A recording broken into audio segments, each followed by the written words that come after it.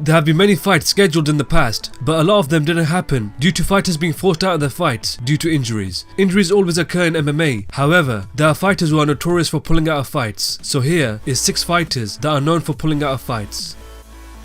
Number 6. Cain Velasquez is the former UFC heavyweight champion whose career has suffered a lot due to his injuries. He has been forced to pull out of 3 key fights in his UFC career, in which many have criticized him for not training smart during his training camps. After defeating Junior Dos Santos at UFC 166, Cain Velasquez was scheduled to defend his title against Fabricio Werdum at UFC 180. Leading up to the event, he pulled out of the fight due to a torn meniscus and a sprained MCL in his right knee. Both fighters eventually met at UFC 188, where Fabricio Werdum defeated Cain Velasquez by a guillotine choke in the 3rd round. He was booked to face Fabricio Werdum again in a rematch at UFC 196, but pulled out of the fight due to another injury. He made his comeback at UFC 200 against Travis Brown, where he won the fight by TKO in the 1st round. He was scheduled to face Fabricio Werdum again at UFC 207, however, he was removed from the event due to the Nevada State Athletic Commission saying he was unfit to compete. He has recently said that he will only consider a comeback once he is 100%. Cain Velasquez is one of the most scariest heavyweights in the UFC, and I believe if he remained injury-free, he would be one of the most terrifying forces in the UFC heavyweight division.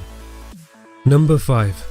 Khabib Nurmagomedov is the number 1 ranked lightweight in the UFC who has pulled out of 4 major fights due to injuries. His injuries and his bad decisions have prevented him of becoming a UFC champion. When he made his UFC debut, he completely dominated his first 6 fights, which included a win over the former UFC lightweight champion Rafael dos Anjos. He next was removed from his fight against Donald Cerrone at UFC 178 due to a knee injury. He was next forced out of his fight with Donald Cerrone again at UFC 187 due to another knee injury. He next pulled out of his fight against Tony Ferguson at the Ultimate Fighter 22 finale due to another injury. He finally made his comeback against late replacement Daryl Hotcher at UFC on Fox 19, where he won the fight by TKO in the 2nd round. He next faced Michael Johnson at UFC 205, where he won the fight by submission via Kimura lock in the 3rd round. He was next scheduled to face Tony Ferguson for the interim UFC lightweight title at UFC 209, where on the day of the weigh-ins, Khabib fell ill whilst cutting weight and the fight was cancelled. Khabib Nurmagomedov is one of the elite lightweights in the world, and I believe if he approached his fights a lot smarter, he can definitely become the UFC lightweight champion in the future.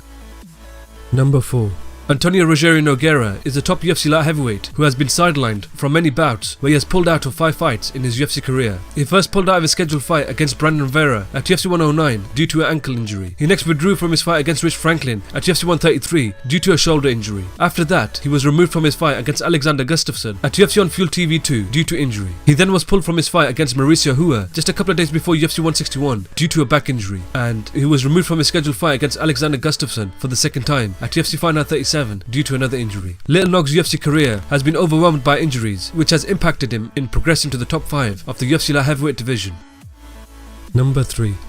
Jose Aldo is the current UFC featherweight champion who has had many injuries in his UFC career, where he has pulled out of 5 title fights. After the WEC merged with the UFC, he was scheduled to make his first title defense against Josh Crispy at UFC 125. He pulled out of the fight due to a neck injury. He next pulled out of his fight against Eric Koch at UFC 149 due to injury. Jose Aldo was scheduled to face Eric Koch again at UFC 153, but pulled out due to a foot injury after being involved in a motorcycle accident. Jose Aldo was set to face Chad Mendes for the 2nd time at UFC 176, where he pulled out of the fight due to an injury he suffered during training. The UFC was unable to find a replacement and the whole fight card was cancelled, and he was most notably forced to pull out of his first fight against Conor McGregor at UFC 189 due to a rib injury. He has received a lot of flack for missing out on key fights due to injuries. He is one of the best featherweight fighters in the world, and I believe if he is able to remain healthy during his training camps, his reputation of pulling out of fights will be forgotten.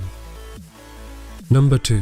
Ian McCall is a UFC flyweight fighter who has had troubles over the years of fighting consistently. He has been pulled out of 7 fights due to illnesses and injuries, where he hasn't fought since his last loss to John Lineker at UFC 183, which took place on January 31st, 2015. He was recently expected to face Jared Brooks at UFC 208, but was pulled from the day of the fight due to an illness. It is a massive shame that a gifted fighter in Ian McCall has had so much trouble in making it to a fight in one piece. He is such a talented flyweight who has the potential to challenge for the UFC title one day, but has had the worst luck possible in making it into a fight. Hopefully, he is able to overcome his problems and fight once again.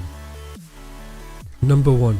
Thiago Alves is a UFC welterweight fighter whose UFC career has been plagued with injuries. He has pulled out 7 times due to a number of injuries, where he has spent majority of the time on the sidelines. He once was a vicious Muay Thai striker who was just destroying everybody in his way, and even fought for the UFC welterweight title. However, after his title fight, his inactivity due to injuries has shown in his performances that he is not the same fighter he once was. This is mainly due to the damage caused from his injuries and from being away from the sport for a very long time. Thiago Alves is one of the best welterweights in the world, and I believe that if he remained injury free, he is more than capable to hang with the best welterweight fighters in the world.